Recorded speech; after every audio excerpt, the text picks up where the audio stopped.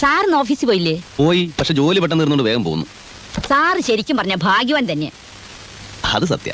ഓരോരുത്തർ കാലത്ത് മുതൽ വൈകുന്നേരം വരെ ആഫീസിൽ കുത്തി പിടിച്ചിരുന്ന് ജോലി ചെയ്യുക. സാറ് വരുന്നതും പോകുന്നതും ആരും അറിയുന്നില്ല. പഠിപ്പിന്റെ ഒരു ഗുണം തന്നെയല്ലേ? എന്റെ ജോലിക്ക് പഠിപ്പ് മാത്രം പോരാ ജാനകിയമ്മേ, ലേശം സാമർത്ഥ്യം വേണം, പിന്നെ നല്ല ധൈര്യം.